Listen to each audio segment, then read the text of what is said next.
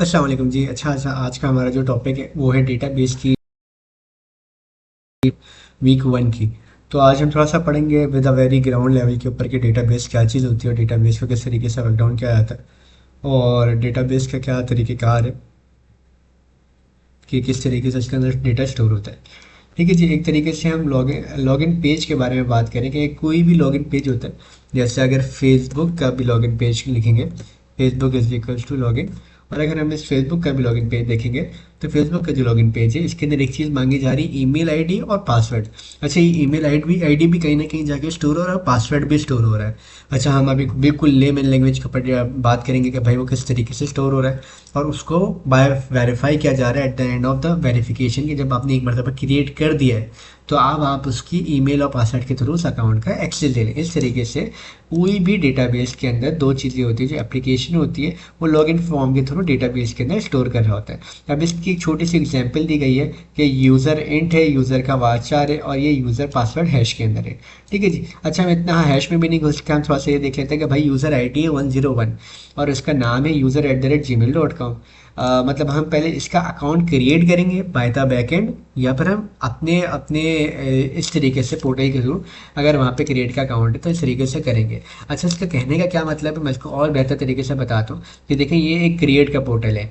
ये डेटाबेस के जो बंदा जो भी जिसने भी एप्लीकेशन डिज़ाइन की उसने इस तरीके का काम किया कि बंदा खुद इसके अंदर आईडी क्रिएट करेगा और फिर खुद ब खुद उसके अंदर लॉगिन करेगा।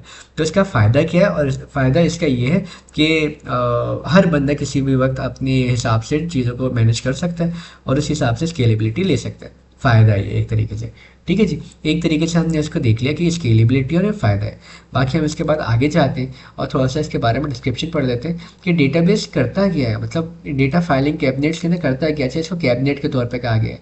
ठीक है, ये तीन रॉज हैं मल्टीपल अलग अलग। सबसे पहले आएगा स्टोर, आपकी इन्फॉर्मेशन को कीप करते हैं, एक जगह स्टोर करता है। सेकेंडली मैनेज करता है, ऑर्गेनाइज करता है। अगर कल को आपने सिर्फ ये देखने का यूज़र आई डी 101 लॉगिन हुआ है तो आप जो है इसका स्टेटस चेक करेंगे। इसके बाद अगर रिट्राइवल, अब अगर आपने कल को ईमेल आईडी से रिट्राइवल लेने कि भाई मेरे पास इस बंदे की ईमेल आईडी और मैं इसे रिट्राइवल लूँगा, तो easiest way of finding that person. ठीक है जी। अच्छा देखें, दे हमारे पास दो तरीके के एसक्यूएल होते हैं जिसके अंदर जो डेटाबेस को चला रहे होते हैं। अच्छा, एसक्यूएल दो तरीके की लैंग्वेजेस होती हैं, दो से ज़्यादा ही होती है, बट हम लोग मेजरली अभी जो कंपेयर कर रहे होंगे वो हम सीक्वल और नो सीक्वल को कर रहे होंगे। अच्छा जी, सीक्वल के ऊपर भी पहले डिस्कशन कर लेते हैं और फिर नो सीक्वल पे भी कर लेते हैं। हम मेजरली इस कोर्स आउटलाइन के अंदर नो सीक्वल के ऊपर काम करेंगे और नो सीक्वल के ऊपर काम करते हुए हम इसी के बारे में पढ़ रहे होंगे कि भाई हमें नो सीक्वल क्यों कर रहे हैं, नो सीक्वल का क्या बैकएंड और नो सीक्वल के ऊपर हम किस तरीके से आउटलाइन कर रहे होते हैं। ठीक है जी। इस तरीके से हम थोड़ा सा आपको एग्जांपल भी दे देते हैं कि भाई नो सीक्वल जो होता है वो किस तरीके से आपका डेटा ले रहा होता है, दे रहा होता है और क्या उसके अंदर मैशिंग वैल्यूज़ का इस्तेमाल कर रहा होता है। ठीक है जी। एक छोटी सी यहाँ पे डिस्क्रिप्शन है, इसको ज़रा हम देख लेते हैं ताकि फिर हम इसको फर्दरली आगे वर्क डाउन कर सकें। ठीक है जी। एक हमारे पास ये डिस्क्रिप्शन आई है सीक्वल की और नो सीक्वल की। तो देखिए, जो नो सीक्वल है उसका फ़ायदा ये होता है कि उसके अंदर नोट्स के ऊपर डेटा स्टोर होता है। कॉलम्स और रॉज के ऊपर डेटा स्टोर नहीं होता, नोट्स के ऊपर होता है कि उसके अंदर एक नोड है, ये दूसरा नोड है, तीसरा नोड है, वो की वैल्यूज़ के थ्रू रिट्राइवल होता है। फ़ायदा क्या होता है नो एसक्यूएल का? नो एसक्यूएल का फ़ायदा ये होता है कि मैश वैल्यूज़ पे काम कर रहा होता है तो हम इसको जल्दी से जल्दी रिट्राइव कर सकते हैं। लाइक इंस्टाग्राम, फेसबुक, यहाँ पे नो सीक्वल लगाया जाता है क्योंकि fluent of data match values ज़्यादा हैं। ठीक है, तो यहाँ पे हम नो सीक्वल लगा रहे होते हैं जिसके ऊपर हम अपनी स्ट्रक्चर के अंदर भी उसका बता रहे हैं कि भाई स्ट्रक्चर जो है वो लो है, स्केलेबिलिटी ज़्यादा है। स्केलेबिलिटी मतलब उसके एक्सेप्टेंस और कंसिस्टेंसी लो है और फ्लेक्सिबिलिटी बहुत ज़्यादा है। अच्छा जी, ये जेसन वगैरह के ऊपर होता है, हाईली फ्लेक्सिबल होता है, large amount of data store करने के अंदर इसके अंदर होता है। बिग डेटा की एप्लीकेशन हो गया, सोशल मीडिया हो गया, रियल टाइम सिस्टम वगैरह के ऊपर ये काम कर होता है। अच्छा देखिए, आज का जो हमारा लेक्चर है ये जस्ट एक ओवरव्यू है फॉर द न्यू बिगनर्स के डेटाबेस कैसा चलता है। इसके बाद हम डेटा को स्टोर कराना और डेटा के रिट्रीवल वगैरह पे काम करेंगे। ठीक है जी। तो इसको भी एक जगह ज़रा हम देख लेते हैं, फिर हम फर्दर मोर आगे की तरफ जाएंगे। अच्छा जी, नो सीक्वल हमारी तरफ से हो गया था। अब हम सीक्वल के ऊपर आते हैं कि भाई सीक्वल जो होता है स्ट्रक्चर्ड क्वेरी लैंग्वेज, इसका स्ट्रक्चर भी प्रॉपर होता है, स्केलेबिलिटी भी होती है, कंसिस्टेंसी भी होती है और फ्लेक्सिबिलिटी भी होती है। ज़्यादा नहीं होती, लेकिन as per the requirement database के हिसाब से वो अपनी रिक्वायरमेंट फुलफिल कर रहा होता है।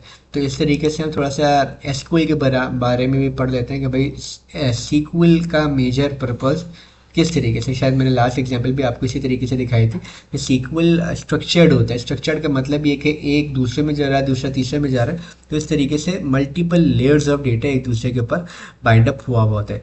तो इसका फ़ायदा ये होता है कि मल्टीपल डेटा है तो उस तरीके से वो सिंक भी हो रहा होगा। इसके बाद आते हैं सीक्वल लैंग्वेज किस तरीके की होती है, और इसमें चार तरीके की डेटा क्वेरी लैंग्वेज होता है, डेटा मैनिपुलेशन लैंग्वेज होता है, डेटा डेफिनेशन लैंग्वेज होता है, डेटा कंट्रोल लैंग्वेज होता है। अच्छा देखिए, अभी हम इसके ज़रा डीप डाउन नहीं जाएंगे क्योंकि हम इसके पूरे पूरे टॉपिक्स विद जब हम डिप्लॉय कर रहे होंगे डेटाबेस को तो उस पर पढ़ रहे होंगे। फिर हम ये भी पढ़ रहे होंगे सेलेक्ट का मतलब क्या है, एज फ्रॉम स्टूडेंट क्या है, और इंसर्ट क्या है, अपडेट क्या है, डिलीट क्या। होपफुली हम सेकेंड या थर्ड क्लास में सीएस में स्टार्ट कर देंगे तो वहाँ पर हम इसको और बेहतर तरीके से बताएंगे। बट दो तीन चीज़ों का हम बता देते हैं कि जो सेलेक्ट है, हमने एक कॉलम है जिसका नाम नेम है, हम तो उसे सेलेक्ट करने को कहा है, ठीक है जी। इसी तरीके से क्रिएट हमने क्रिएट टेबल करने को कहा है, ऑल्टर मतलब हम उसको इंसर्ट करना चाह रहे हैं, ड्रॉप मतलब हम डिलीट करना चाह रहे हो टेबल, ठीक है जी। इस तरीके से डेटाबेस प्रिंट हो रहा होता है। अच्छा देखिए, डेटाबेस प्रिंट होने से पहले डेटा काम होती है जो जिसके ऊपर वो सारी चीज़ें स्ट्रक्चर्ड होती है। स्ट्रक्चर्ड का मतलब ये कि प्री प्लान्ड है और इसके अंदर कोई खामी नहीं है, और खामी है तो इसको रिट्राइव किया जा सकता है। तो स्ट्रक्चर्ड क्वेरी लैंग्वेज को बनाने के लिए हमें पहले स्ट्रक्चर बनाना पड़ता है। किस चीज़ का स्ट्रक्चर बनाना पड़ता है? डेटाबेस का स्ट्रक्चर बनाना पड़ता है, और वो बनता है ERD डायग्राम के ऊपर, ठीक है जी। Entity diagram, entity relationship diagram, ERD diagram के ऊपर हम आते हैं कि भाई ERD डायग्राम होती क्या है। और अब जो मेरी मेरी अभी PPT उसके अंदर भी आपको पता चल जाएगा कि भाई ERD डायग्राम का काम क्या है, उसका पर्पस क्या है, ठीक है जी। ERD डायग्राम इस तरीके से होती है, और ये अगर हम और बेहतर तरीके से बना सकें तो और अच्छे तरीके से बना लेंगे। तो ERD डायग्राम का मेजर पर्पस इस तरीके से होता है कि वो बता रहा होता है कि भाई आपने इस तरीके से कॉलम को ऐड करना है और इस तरीके से आपने वर्क डाउन करना है। ERD डायग्राम कस्टमर का है, ठीक है जी, ये कस्टमर का है, ये ऑर्डर है, ये ऑर्डर आइटम है और प्रोडक्ट है।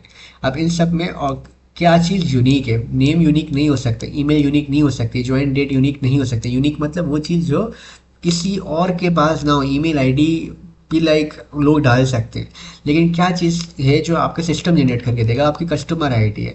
आप कस्टमर आईडी को इसके साथ स्टार्ट के साथ लिंक कर लोगे, फिर ऑर्डर आईडी यहाँ पर आएगी, ये इसकी एक यूनिक चीज़ है। फिर यहाँ पे ऑर्डर आईडी ऑर्डर आइटम के अंदर यूनिक जा रही है।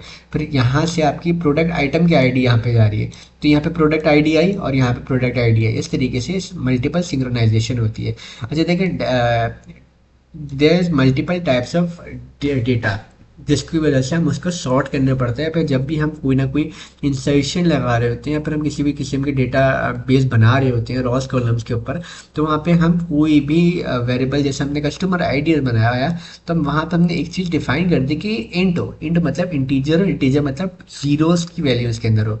यहाँ पे बताया जा रहा है इंटीजर ये चीज़ है। वाचार बुलियन, वाचार जो होता है वो कैरेक्टरिस्टिक्स होता है। अब यहाँ तक कि अगर हम वाचार के अंदर नंबर्स भी डालें टिक मिल जाएगा। लाइक जब हम जीमेल लिखेंगे तो उसे वाचार में डालेंगे, वाचार भी लाइक लाइक एक मेल है SY200@gmail.com, तो उसके अंदर जो 2003 ये एड ऑन के लिए नहीं होगा। हम टू उसके अंदर प्लस नहीं करा सकते, माइनस नहीं करा सकते। वो एक वेरिएबल बन गया, एक करेक्टर बन गया कि एक पूरा का पूरा सेंटेंस बन गया। तो इसका फ़ायदा ये होता है कि जो वाचार है वो उसके अंदर करेक्टर वो एड ऑन नहीं हो सकता। जो बुलियन होता है, बुलियन ट्रू एंड फॉल्स की स्टेट में लेकर आ रहा होता है। अच्छा, बुलियन का क्या पर्पस होता है डेटाबेस के अंदर? डेटाबेस के अंदर अक्सर औकात ये होता है कि आप ट्रू एंड फॉल्स के ऊपर काम करना चाह रहे हैं, रेफरेंसेस के ऊपर काम करना चाह रहे हैं कि भाई क्या ये आईडी एक्टिव है, यस और नो। वहाँ पे बुलियन लगाएंगे, 1 यस 0 नो, ठीक है। इस तरीके से हम बुलियन के ऊपर काम करेंगे। डेट टाइम, अच्छा डेट टाइम का हमारा जो होता है वो ज्वाइनिंग डेट के ऊपर हो रहा होता है कि भाई ज्वाइनिंग डेट के ऊपर हम डेट टाइम यूज़ कर रहे होते हैं। फिर आ गया फ्लोट। अच्छा देखिए, फ्लोट वैल्यूज वो होती हैं जो 2+2, 4+2, 3+2, ये इंटीजर है, लेकिन 2.1 plus 2.2 this is not an integer, ये आ जाते हैं फ्लोट वैल्यू के अंदर। फ्लोट वैल्यूज का मतलब है पॉइंट्स वेरिएबल, ठीक है जी। इसी तरीके से डेटा डेटा को स्टोर करने के लिए। डेटा मतलब एक इन सब चीज़ों के ऊपर एक हेड है जो डेटा है, और ये सारी चीज़ें मल्टीपल फॉर्म्स ऑफ डेटा ही हैं। ठीक है जी। यहाँ पे बताया गया वाचार है, यहाँ पे बताया गया टाइम है। ठीक है, इस तरीके से हमने इसको डिफ्रेंशिएट किया हुआ है। अगर हम डेटा टाइप गलत डालेंगे तो हमारा डेटा लॉस हो सकता है। और हाँ, एक मरतबा और कि जब हम कॉलम बना लेते हैं तो हम उसके अंदर उसकी डेटा टाइप नहीं चेंज करते, और अगर हम उसकी डेटा टाइप चेंज करेंगे तो एरर या लॉस ऑफ होल कॉलम होगा। तो उसका फ़ायदा उसके अंदर ये होता है कि इन केस अगर आपने कॉलम बना लिया और आपने उस कॉलम को इंटीजर दे दिया, कुछ टाइम बाद आपको लगता है कि यार यहाँ पे वाचार आना चाहिए था, इंटीजर नहीं जम रहा, तो आप ऐसा नहीं करेंगे कि वहाँ का पूरा सिस्टम ही डिलीट कर देंगे। आप वहाँ से अपडेट करेंगे और एक नया कॉलम बनाएंगे और उसके अंदर पूरा डेटा रेप्लिकेट करेंगे और वहाँ की डेटा टाइप चेंज कर देंगे। इससे फ़ायदा ये होगा कि जो आपका पुराना डेटा है वो डिलीट नहीं होगा, वो उड़ेगा नहीं, क्योंकि ऑब्वियस सी बात है अगर आपने एक तरीके से पूरा का पूरा डेटा ही चेंज कर दिया तो उसके अंदर काफ़ी मसले आ सकते हैं। ठीक है जी, एक तो ये हो गया। अच्छा, इसको माइग्रेट वगैरह कराएंगे ओवर सेफली कि हम हमारा जो डेटा है वो बच जाए। ठीक है। देखा हमने यहाँ पे तकरीबन 3 टेबल बनाए, एक स्टूडेंट का टेबल बनाया जिसमें स्टूडेंट आईडी। अच्छा देखिए, प्राइमरी क्या होती है? प्राइमरी की वो होती है जो हम बाहर भी कॉल कर सकते हैं, और हम इसे आगे जाके पढ़ेंगे कल परसों की स्लाइड्स के अंदर हम ये पढ़ेंगे कि हम प्राइमरी क्या होती है, सेकेंडरी की क्या होती है, ग्लोबल की क्या होती है, सारी चीज़ों को हम पढ़ेंगे। तो हम आगे बढ़ते हैं और स्टूडेंट्स के बारे में पढ़ते हैं कि भाई देखिए, स्टूडेंट इंड के ऊपर है, वाचार है, डेट है, और इस तरीके से हमें डिफाइन करा है। टेबल के ऊपर भी है और स्टूडेंट कोर्स के ऊपर भी है। तो इस तरीके से हम डॉट्स वगैरह कनेक्ट कर सकते हैं कि भाई ये इसके साथ कनेक्ट होगा और इसके साथ कनेक्ट होगा। तो इस तरीके से हमारा ये टॉपिक यहाँ पे ख़त्म होता है, और ये हमारे की पॉइंट्स है कि जो सीक्वल डेटाबेस है वो किस लिए होता है, नो सीक्वल क्या होता है, ईआरडी का मतलब क्या होता है, नॉर्मलाइजेशन का प्रोसेस क्या होता है। ठीक है जी। नॉर्मलाइजेशन का टॉपिक जो होता है वो रिडंडेंसी को बता रहा होता है कि आपका जो डेटा हो मिनिमल तरीके से रिपीट हो रहा हो। जितनी ज़्यादा रिपीटेशन होती है उतना ज़्यादा डेटा अनसॉर्टेड और अनस्ट्रक्चर्ड होता है। तो इसी की वजह से हम उसके ऊपर नॉर्मलाइजेशन अप्लाई करेंगे, वो भी हमारे आने वाले टॉपिक्स के अंदर होगा। तो इस तरीके से हमारी क्लास टेस्ट ख़त्म होती है, और यही हमारे क्लास 2 के टॉपिक थे जिसे हमने प्रॉपरली अलाइन कर लिया। ठीक है जी, थैंक यू।